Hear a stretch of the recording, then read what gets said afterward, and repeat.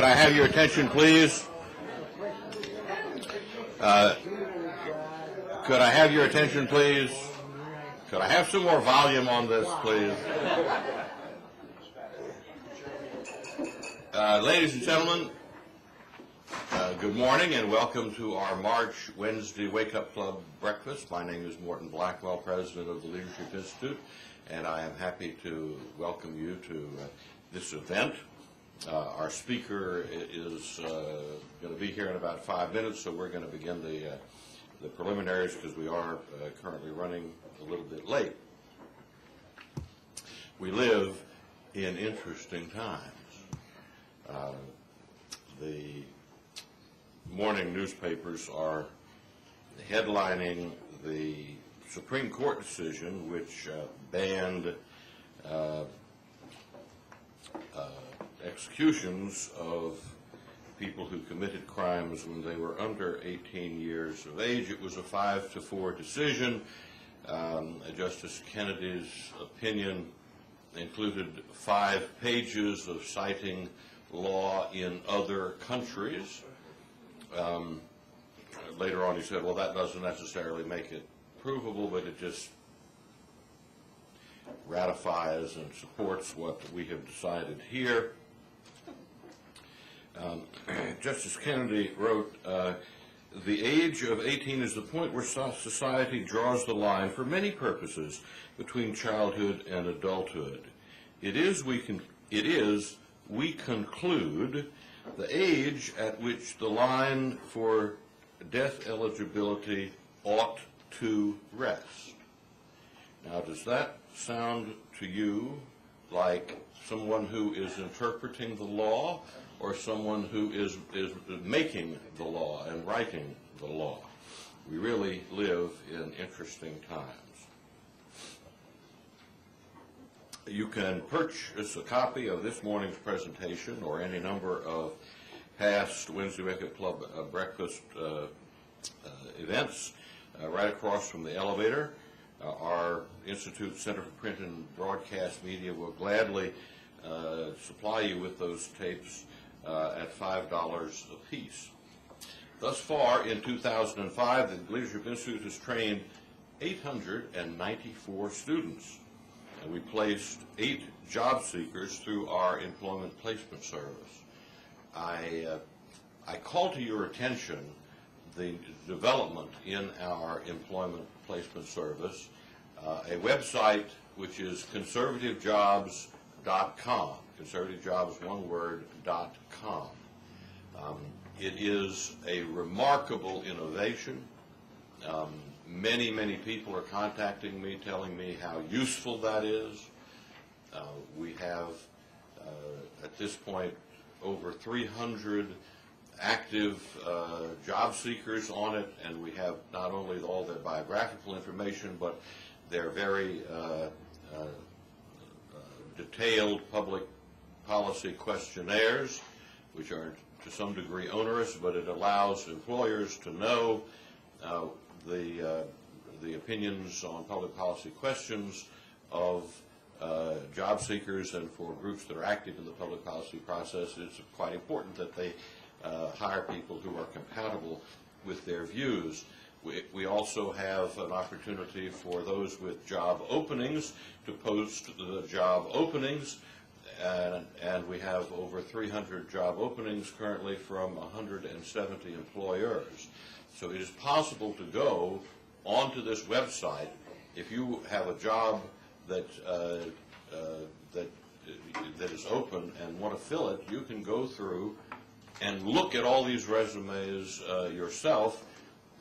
It is enormously more efficient for us because before this, in order for us to recommend people for jobs, it was necessary for our staff either to have in their heads all the particulars of all of the people who were seeking jobs, or to spend a lot of time looking through paper files.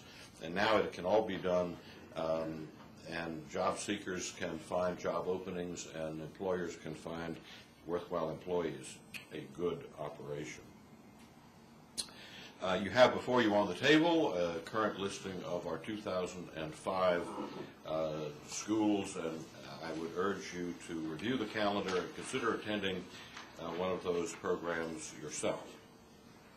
And now I introduce to you Paul Hart. He will offer an invocation and lead us in the Pledge of Allegiance. Just a second, Paul. Should have phrased that better. That should have been my last thing. Paul Hart attended Old Dominion University and earned there a bachelor's degree in English with an emphasis on journalism and a minor in political science. Currently, Paul serves as an intern here, and he's my personal intern this semester at the Institute. During the 2004 election, Paul served as a field representative for the College Republican National Committee and was assigned to work organizing students in the 2004 campaign in the decisive state of Ohio. And he has wonderful stories to tell about that. But now he is going to lead us in an invocation and a Pledge of Allegiance. Paul Hart. Please rise for a prayer.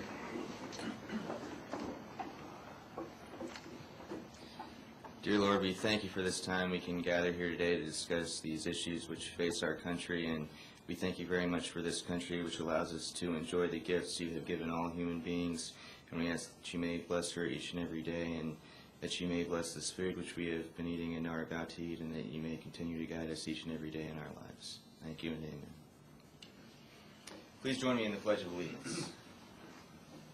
I pledge allegiance to the flag of the United States of America and to the republic for which it stands, one nation, under God, indivisible, with liberty and justice for all.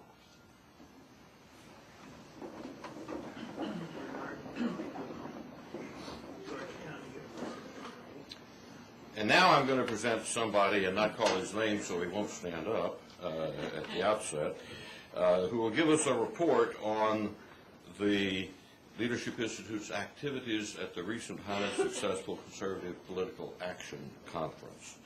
The person who's going to make this presentation serves as the Leadership Institute's Director of Political Technology. Prior to assuming that position, he was National Field Director for our Campus Leadership Program, and as National Field Director of our CLP, he helped train hundreds of college students in campus activism across the country. He has been involved with the Leadership Institute for 6 years and has used his experiences to help us prepare a new generation of conservative leaders. He's a native of North Carolina, and in 1998 graduated with a bachelor's in political science from North Carolina State University. He now resides in Alexandria, Virginia, and his name is Billy Parker.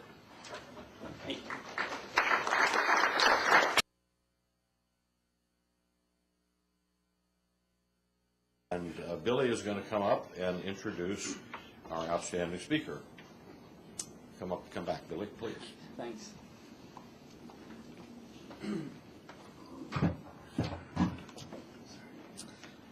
Who is Kevin Seamus Hanson, and why is he here this morning? Mr. Hanson is founder and president of the Beckett Fund for Religious Liberty, a nonpartisan public interest legal and educational institute that protects the free expression of all religious traditions. The Beckett Fund is named for St. Thomas A. Becket, Archbishop of Canterbury in the 12th century, who was martyred when he resisted state encroachments upon the church. The Beckett Fund fights for religious freedom in the court of law, the court of public opinion, and in academia. The Beckett Fund has been praised for its works by Pope John Paul II and President George W. Bush. Mr. Hanson is about to release his new book, The Right to Be Wrong, and is here today this morning to talk about preserving religious liberty.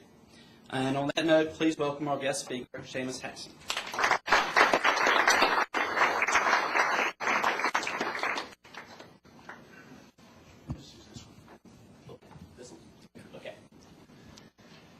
You'll no doubt notice that I'm shaking. This is not because I'm afraid of you. It's not even because I'm afraid of Morton. It's because I'm afraid of Billy. Now, this is actually the only thing that Janet Reno and I have in common. I actually said that at a Federalist Society gathering, and some smart young lawyer-to-be, without skipping a beat, said, "That's not true," in the back of the room. And I said, "What's not true?" And he said, "That's not the only thing that Janet Reno and you have in common." So to play along, I said, "All right, tell me what else we have in common." He looked at me and said, "You both like girls." I thought to myself, I got to pay this kid to follow me around. Anyway, let's begin with the multiple choice test. Who said at the heart of liberty is the right to define one's own concept of existence? Close. It was a multiple choice test. You got to let me get the choices out first. Can't skip to the punchline. A is Albert Camus. B, Jean-Paul Sartre. C, Justice Kennedy. Or D, all of the above. D.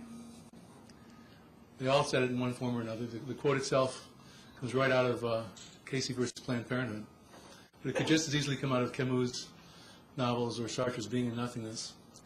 In fact, it's hard to imagine a more succinct definition of the existentialist message than at the heart of liberty is the right to define one's own concept of existence. It's a very, very bad idea. It made very, very bad law. And the bad law has turned into a bad culture. A culture that mimics the existentialist idea of what freedom is. And there are people out there who think that there's a conspiracy against Christians in the media, there's a conspiracy against Christians in the popular culture. They're partly right and they're partly wrong. They're partly right, there's a conspiracy, but it's not against Christians. It's against believers. The culture war is an assault by people who believe in nothing against everyone who believes in something. And it doesn't matter to them what the something is. The best example of it is something that Perry Mason might have called the case of the sacred parking barrier. It could only have happened in California. Who's been to San Francisco? Golden Gate Park? The Tea Garden in Golden Gate Park. Good. The Japanese tea garden in Golden Gate Park, for the rest of you, is like a Japanese tea garden is supposed to be. It's a little monument to what they call feng shui, ordered architectural beauty. Except that in 1985, somebody abandoned a parking barrier at the back of the tea garden. Some crane operator late on a Friday just couldn't bear hauling this parking barrier all the way back to the garage, so he just jettisoned it at the back of the tea garden. And there this bullet-shaped lump of concrete sat for years while park-goers said, "There is a parking barrier in our tea garden, would you kindly remove it?" And bureaucrats being bureaucrats always had something better to do, so the parking barrier stayed. Until one day, a New Age group looked at the parking barrier and said, "That's a manifestation of the Hindu god Shiva." And this bullet-shaped lump of concrete began to be worshipped by the New Agers in the back of the tea garden. As they bring olive oil to pour on the parking barrier, bring incense to burn to the parking barrier. Whereupon, the very same bureaucrats who wouldn't remove it as an eyesore issued a press release saying they had a constitutional duty to avoid violating the separation of paganism and state, hauled it away. So the New Agers sued for the return of their god, who couldn't help himself. And the parking authorities said, "Well, this is ridiculous. We're spending money defending a spare parking barrier. We have thousands of them." So they gave it to the New Agers on condition that they will go off and worship it in private someplace else. Now, I was not involved in this case. And as a legal precedent, it's pretty worthless. The parking barrier always was public property, and people were always free to do with it as they chose. But as a parable of religion and public life, it's absolutely priceless. And if ever there was a religion that was non-threatening to people, parking barrier worship had to be it. I mean, who would confuse parking barrier worship for an officially established religion, even in San Francisco? Would you really worry that taxes were going to be raised to buy incense for the parking barrier? Would you worry that your kids are going to convert to parking barrier worship? Would you worry that, in order to get a zoning permit, you had to be seen leaving flowers in front of the parking barrier? If ever there was something that was harmless, it was this. Nevertheless, it had to go. Why? Because the powers that be assumed that religion belonged in private, and it was that simple. So even though it was a public park and you could come to admire the shrubbery, you couldn't come to worship the parking barriers. So religion belonged in private. That's the bad culture. That's a funny culture. It results from the bad law. It results from the bad idea that the heart of liberty is the right to define one's own concept of existence. So how do you fight this? Well, you refute the bad idea with a better idea. You fight the bad law with better law. You fight the bad culture by laughing at it and replacing it with a better culture. That's what the Becket Fund is founded to do. We pause for a word from our sponsor. The Becket Fund is 10 years old, and 10 years old litigation. We are, with just the slightest bit of creative accounting, 49-0 in court and in settlements. We've done religious liberty, and only religious liberty is an issue, for 10 years with 8 lawyers, and the result of stealing only the best lawyers, only the best firms, and training them to do one thing and one thing only, keeping a very tight quality control by keeping everything in-house, and praying like crazy, is a 49-0 record.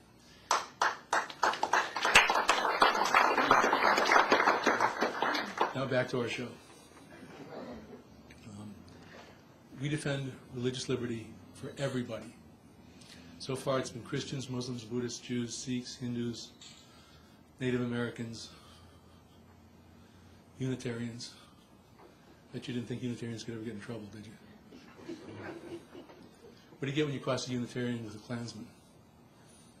Any Unitarians here? I'll skip the joke. No. We have lots of jokes. I'll use it with Unitarian. I love it. What do you get when you cross one of this gentleman's fine religion with the Klansman? Sir? While we're looking for laughs, that parking barrier religion seems to be maybe the widest spreading religion in the country today. I see parking barriers popping up all over. Well, you know, just imagine for a second that the precedent was true. Imagine that the government had to remove anything you worshipped. We could solve all sorts of problems by worshiping Congress, provided we can keep a straight face. But you're right, the religion seems to be proliferating. In fact, there were several of them on the way here. Anyway, the punchline of the joke about the Unitarians is, cross a Unitarian with a Klansman, you get someone who burns question marks on your front lawn. I'll retaliate against myself with a lawyer's joke. What's the difference between a dead lawyer and a dead skunk in the middle of the road? There's skid marks in front of the skunk.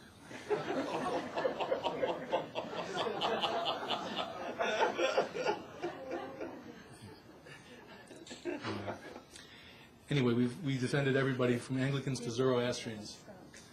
Why do we do that? Is it because we think that they're all different paths up the same mountain, that relativism is the true way to go? Heck no. We do it for 3 reasons: a good reason, a better reason, and the best reason. Good reason: it's smart.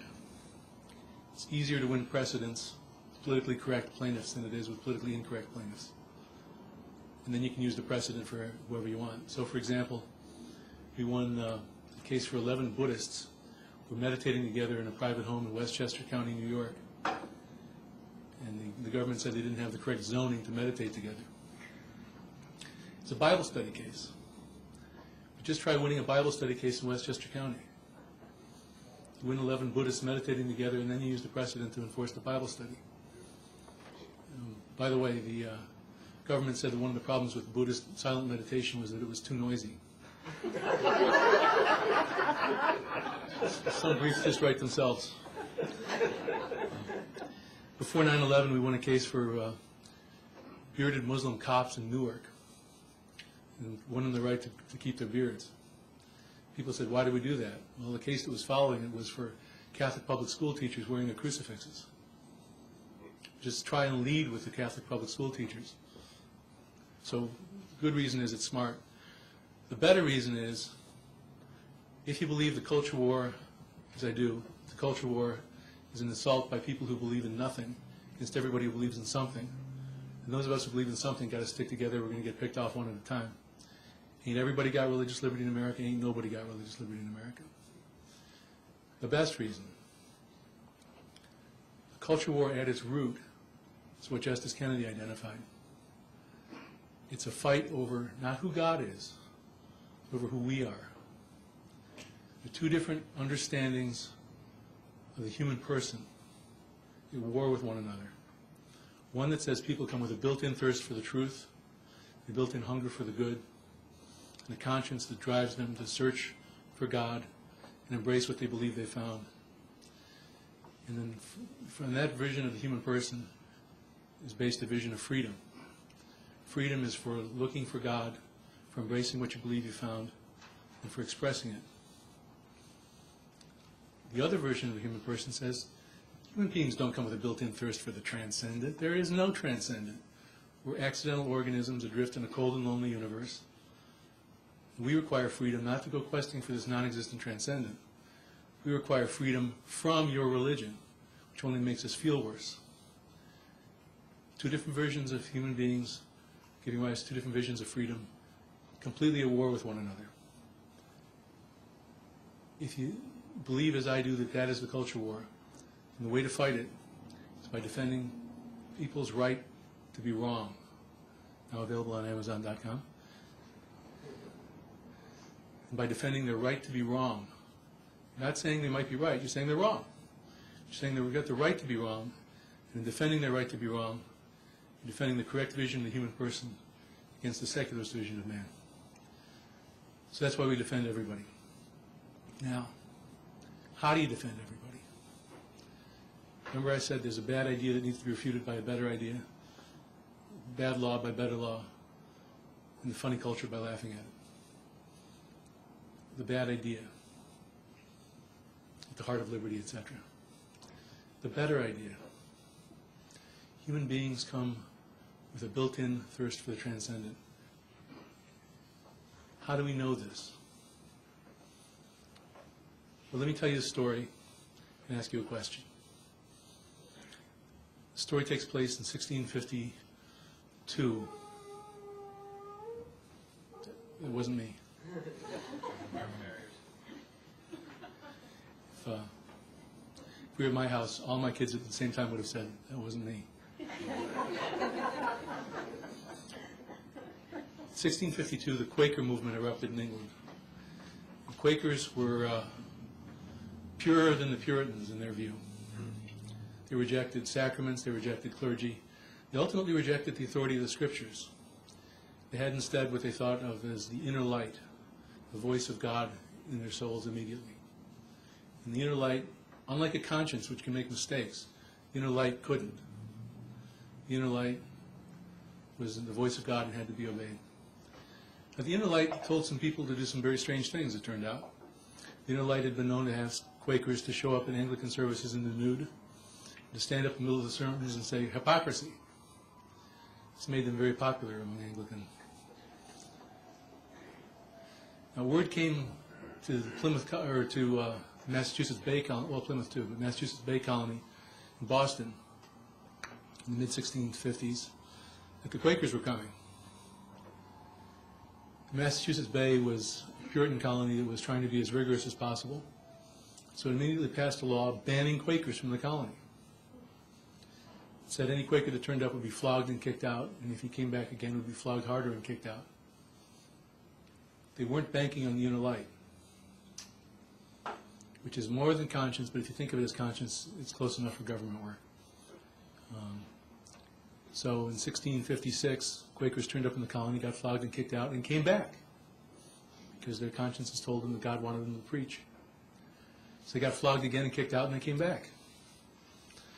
So the Massachusetts Bay Colony in 1657 passed another law saying the Quakers who came in would get flogged and kicked out, and if they came back, they'd get their ear cut off. If they came back a second time, would get their other ear cut off. If they came back a third time, would have their tongues bored through with a hot iron. So Christopher Roos, Jonathan Holder, and a third gentleman whose name I forget, in a prison cell in Boston in July of 1657. Each had their left ears amputated for returning to preach against Massachusetts Bay Colony. And then they came back. So by this time, Massachusetts Bay had just had it. In 1658, they passed a law saying, Quaker turns up in the colony, we flog him and kick him out. If he comes back, we kill him. Passed the death penalty for Quakers. Duly elected legislature duly enacted a statute making it punishable by death to preach Quakerism. The Quakers came back, and on May something of 1658, Mary Dyer, who had come back 4 times to preach against the Massachusetts Bay Colony, not counting the 2 times she preached against the colony New Haven, was solemnly, legally executed by being hanged on Boston Common for preaching in Massachusetts Bay. King got word of this and said, stop executing Quakers, send them over to England, and we'll imprison them in the Tower of London like we've been doing for years. Massachusetts Bay stopped executing Quakers, but instead passed a law called the Cart's Tail Law. It said a Quaker, male or female, and in a Puritan colony no less, would be stripped naked from the waist up, tied to the tail of a cart, dragged through the town while being flogged, and handed over to the constable of the next town, dragged through that town while being flogged, and through each successive town in the colony until they reached the borders of the colony itself. And they enforced that. But notice that all this was legally done. Duly elected legislature duly enacted these statutes. So here's my question. Why didn't Mary Dyer have it coming? Duly elected legislature duly enacted the statutes. She had notice of them. She knowingly and willingly violated them. Why shouldn't she hang for preaching? I think all of us are revolted by the question. You can't kill somebody for preaching, even if they're preaching something ridiculous. Maybe the question, though, is the death penalty. Maybe that's just too much. What if we just bored her tongue through with a hot iron or cut off her ears? Can't imagine doing that either.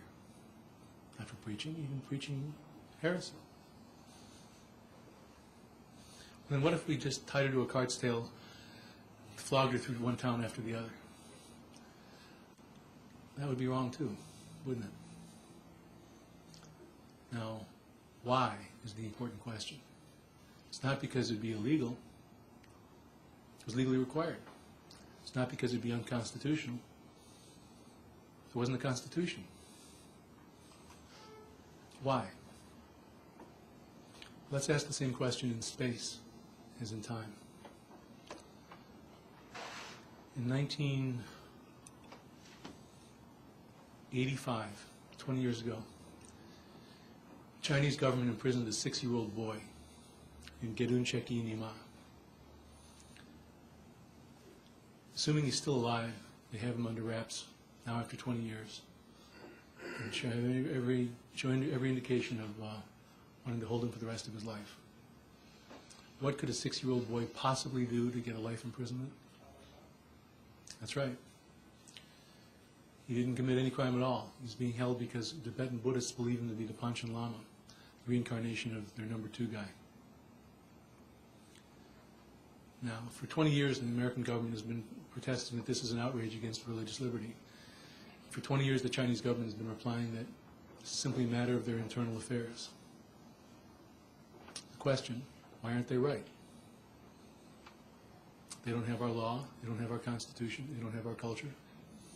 Why can't they imprison a 6-year-old boy if they want to? For the same reason Mary Dyer didn't have it coming. Religious liberty doesn't come from law. It doesn't come from culture. It doesn't come from pragmatism.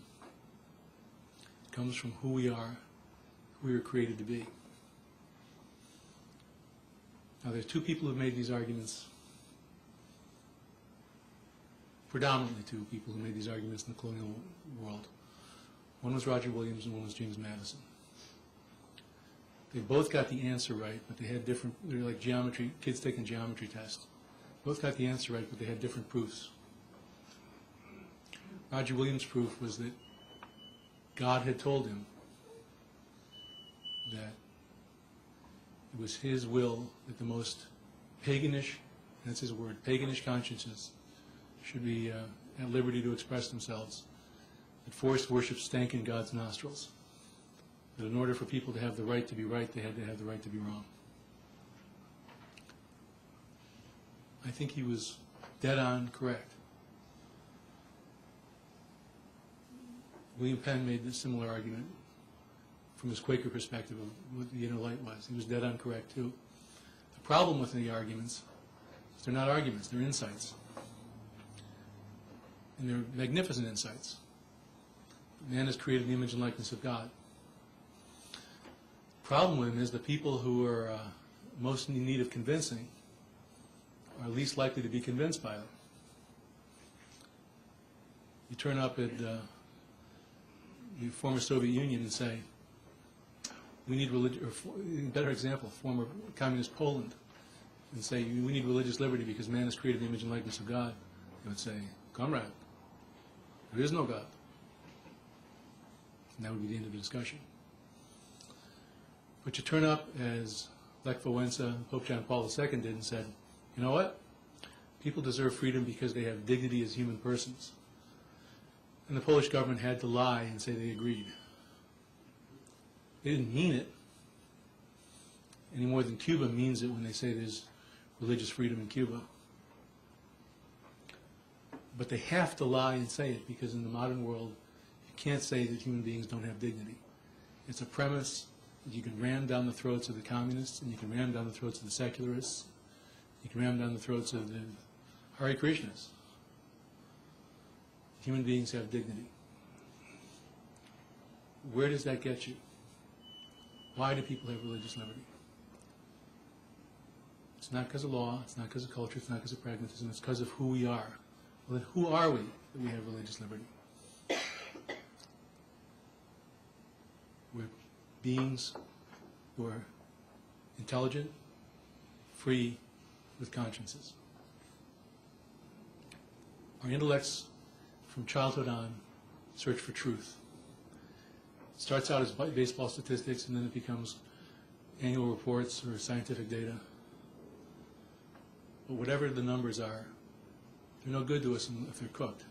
We don't care about them if they're cooked. We don't care about them if they're inaccurate. We don't care about them if they're full of typos. We don't care about them if they're bad estimates.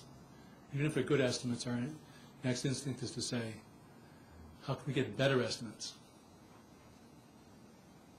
Our minds are restless unless they have the truth.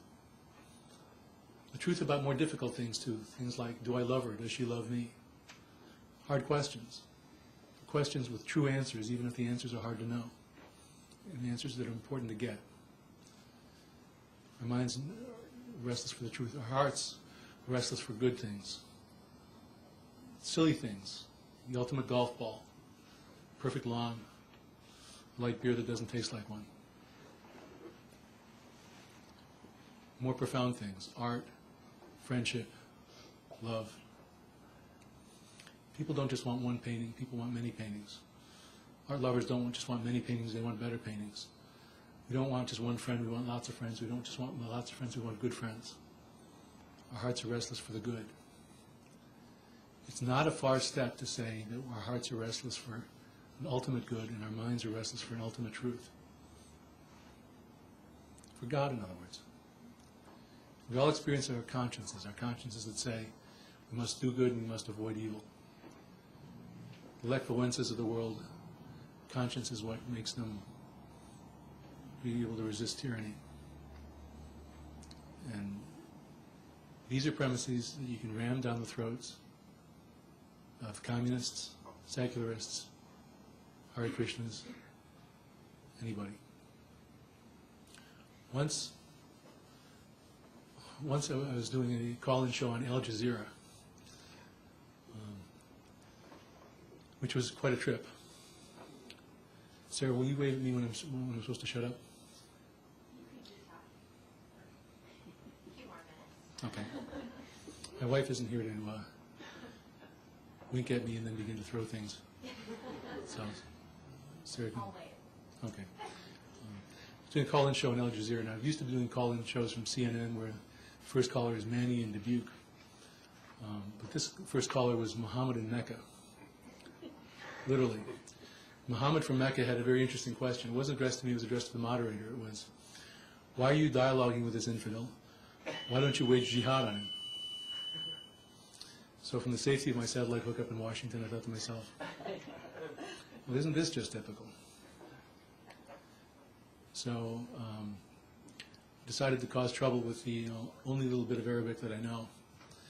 And that, as I said, because I know the difference between what is Almani and what is Dunyawi. Everybody shut up. Almani is secular in Arabic. But secular in the godless sense, in the French sense. When the Arabs hear us talking about secular government, secular states, they hear us saying godless states, godless government. And Lord knows there are people among us who mean that. But when we talk about what's dunyawi, we talk about what is temporal. So the fruit stand in Syria is not Almani, but it's dunyawi. It doesn't speak to you of God, but it's not trying to get you to abandon God either. It's just trying to sell you an apple. So, although it doesn't speak of God, it's not Almani, it's only dunyawi. The gas station in Amman doesn't speak to you of God, doesn't try to get you to abandon God either.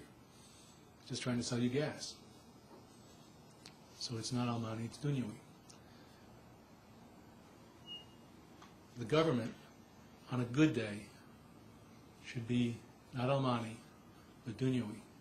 Should deliver the mail, provide for the common defense, meet the human needs of its people, and shut up. And the government has enough trouble administering parking tests. We don't want it to administer religious ones.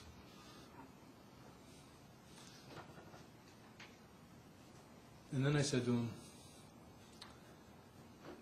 we can't agree on who God is, and we shouldn't try.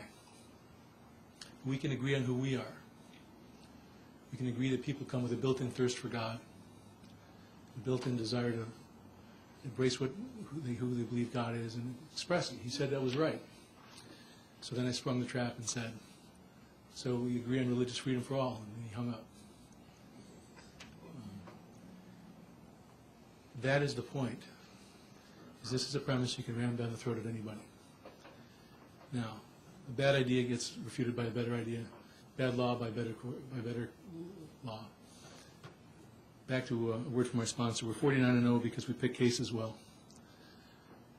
When the Beckett Fund was 1 year old, we sent out unsolicited a letter to 400 mayors across the country saying, here's the law of nativity scenes and menorahs as we understand it. You put up a nativity scene or menorah under circumstances that we think follow our guidelines. We'll defend you for free if you get sued by the ACLU. You refuse to put up a nativity scene or menorah under circumstances where other private groups get to put up other private things. We will sue you. Merry Christmas, Happy Hanukkah.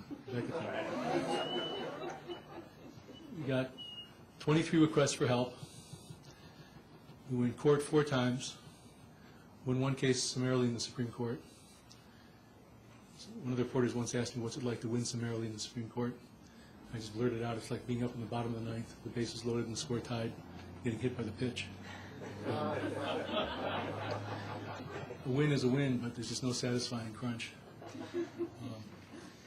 Nonetheless, we won twice in the Third Circuit, once in the Supreme Court and once in the Second Circuit. And then people stopped complaining about nativity scenes and menorahs anymore. And the reason we picked on that was we wanted to demonstrate that religious elements of culture are as normal as ethnic elements of culture. I mean, why is it that the courts are clogged every December, or at least used to be clogged every December with complaints about nativity scenes, but they're not clogged every March 17th with complaints by Anglophiles that St. Patrick's Day is an Irish supremacist plot?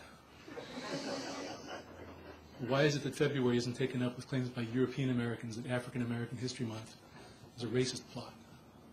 Because everybody knows better. Everybody knows that this is just ethnic elements of culture. But when religious elements of culture come up, everyone acts like it's St. Bartholomew's night. It's ridiculous. You can make that point that it's being ridiculous in the course of defending menorahs and nativity scenes and other sorts of things, Ten Commandments monuments. To skip ahead, we're just every bit as bold now that we have 8 lawyers instead of 2. This past election year, we sent out a letter unsolicited to 300,000 churches, mosques, temples, synagogues in America, saying, in our view, what is said from the pulpit to one's own congregation is different from what's said on bumper stickers and radio addresses and newspaper ads. What's said from the pulpit is legally sacred as well as religiously sacred. Preach away, right, left, center, we'll defend you for free. So we've gotten a certain number of requests for help. I'm not at liberty to say who. I will tell you from both people who preached in favor of Kerry, had a mental block there for a second on his name, and people who preached in favor of the president. And we're going to war over that. This will test our 49-0 record, but I think we'll keep it intact. Along the way, we've defended the idea, because the religious impulse is natural to human beings, religious expression is natural to human culture. Along the way, we've had some good laughs. We give out 2 prizes every year. One's the Canterbury Medal. It's a dinner in Metropolitan Club in Manhattan every May, and we honor people like Chuck Colson, Foster Friese, Marion Glendon, others with Broadway musical. It's always a surprise in honor of who they are. So with Colson, it was Les Miserables. With Foster Friese, it was The Scarlet Pimpernel. With Marion Glendon, it was Man of La Mancha.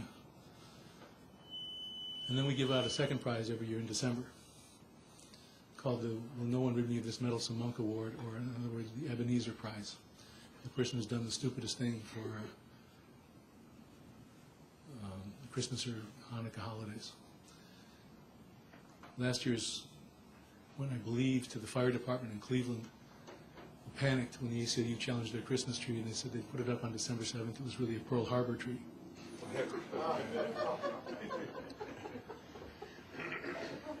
Along the way, the Easter Bunny has come under attack, and much to my surprise, I wound up defending this stupid little creature. The Lansing public school system won't have Easter bunnies because it violates the separation of church and state, they think. So they have instead the breakfast with the special bunny. I've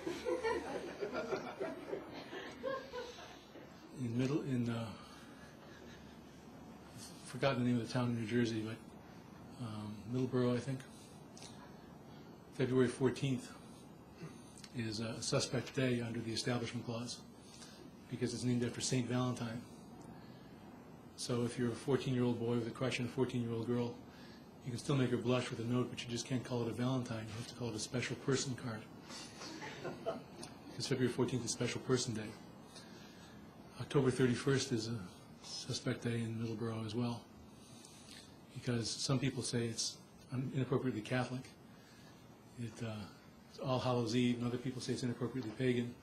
But although they can't agree what religion it is, they're all confident it's inappropriately something. So you can extort candy from the neighbors. In school, you can't say it's because it's Halloween, because it's not Halloween. It's the fall festival celebration. Right here in Arlington, the public library for years hosted its annual Christmas egg hunt, Easter egg hunt. And people complained that the Easter egg hunt violated the separation of church and state. So until everybody laughed at it, the librarians renamed it the Spring Egg Roll. Now, those librarians knew they'd read that someplace before. They just didn't think it was a menu. So the spring egg roll went away, and I don't know what they call it now, but it's neither a spring egg roll nor Easter. But you can still have eggs, and isn't that a coincidence? Anyway, bad idea gets refuted by a better idea. Bad law gets refuted by better law. The funny culture gets laughed at, and in the process, religious liberty gets defended. And with that, I'm supposed to shut up and take questions. Sir? What is the Beckett Fund's definition of a, quote, religion, unquote, deserving of your defense? Surely there are some people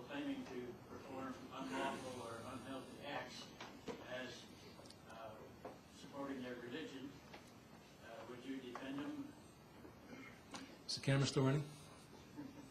Is it about time to shut it off? You must get some pretty wild I can shut it off if you'd like. requests for help. Wouldn't hurt.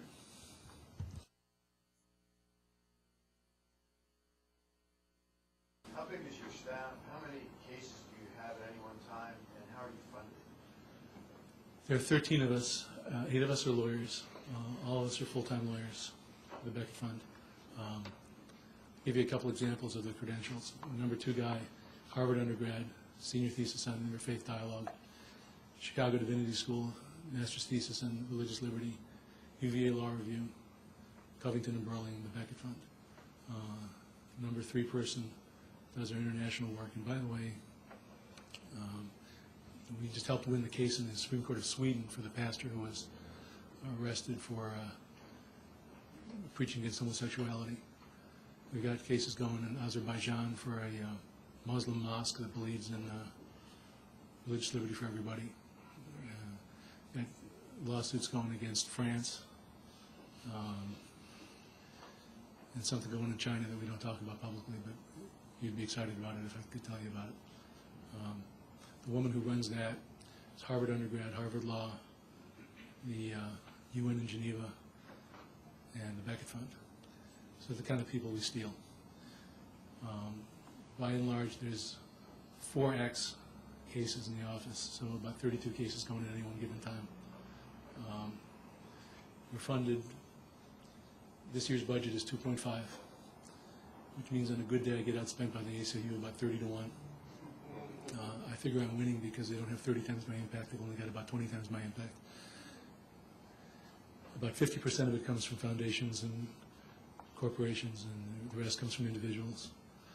We don't do direct mail, because to do direct mail you have to simplify things in a way that makes the other side be able to say, you don't defend religious liberty for everybody. And when we've tried direct mail without simplifying things, it hasn't worked, and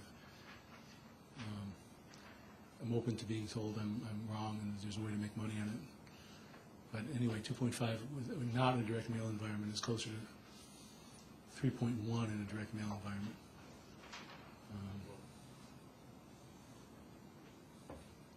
Sir? Just to follow, if you could double in size or triple in size, I'm sure the caseload is there. Is the gating factor funding? Would you like to be larger as an organization? We'd love to be larger. We started out 10 years ago with a budget of $165,000, and going from there to $2.5 million in 10 years. And some people say that's good, some people say it's slow.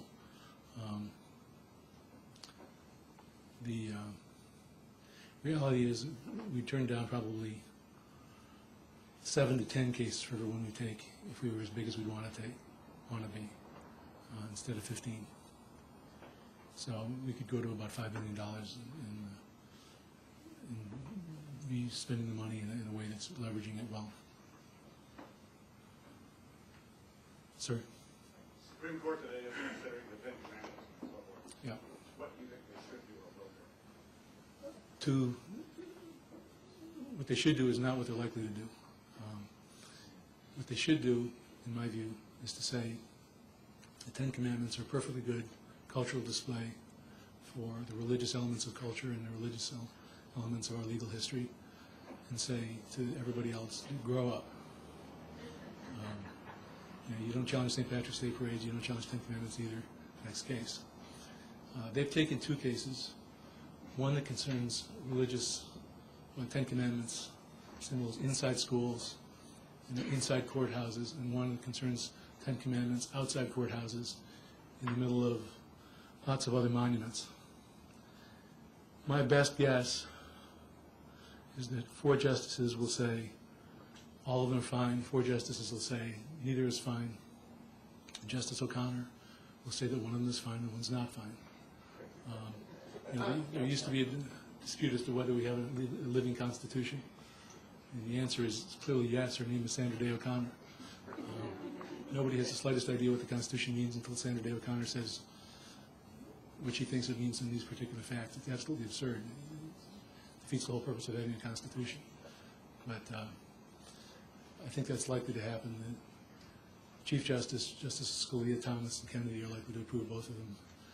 The four bad guys are likely to prove neither of them, and the squish in the middle is likely to cut the baby in half. I can't figure out is which four justices voted for cert. It's going to do damage to both sides. I think somebody had to have made a mistake. Am I off the hook? One more question from the gentleman I offended. Offended me how? No. Joke about the... I'd already heard that joke from Unitarians. Well, let me try again. What do you... I'm only teasing. You gonna try again? I was going to tell another joke, but I'm joking about telling another joke now. Going over one, I Think will... about the tax exemption for religious organizations, their property. Tax exemption for religious organizations and their property. I think something kind of controversial, and that's that the government lacks the power to tax religious organizations.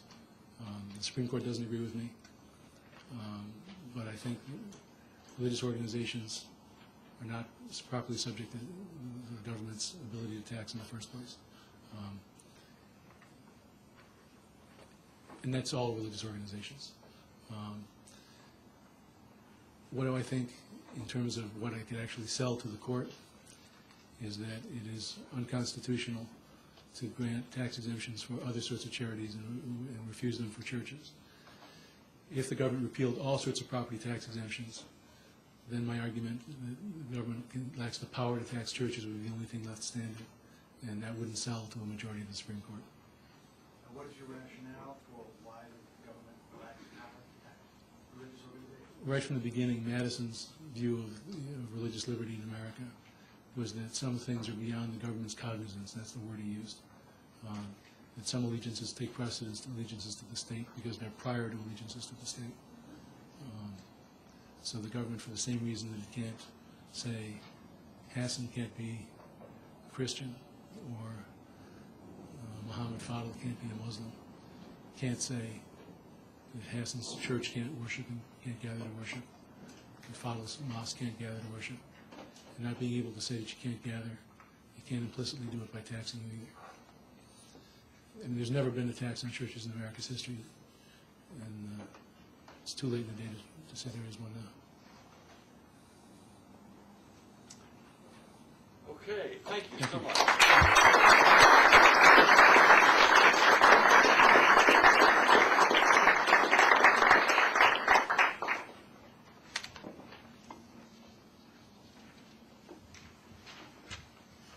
Well, wasn't that interesting? Wow. We all really appreciate your coming and appreciate your remarks.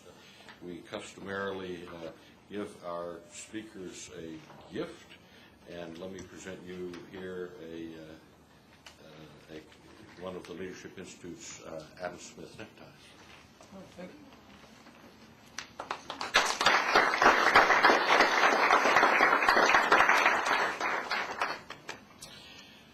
Ladies and gentlemen, I invite you to join us next month, Wednesday, April 6th. Our featured speaker at the Wednesday Wake Up Club breakfast will be Gary Marks of the Judicial Confirmation Network, and he will address Supreme Court confirmation battles. Those of you who would like a tour of the building should meet here at the lectern at the conclusion of the breakfast, and one of our staff will give you a guided tour of the building. Who is Julie? There's Julie is going to give you. You can come up here.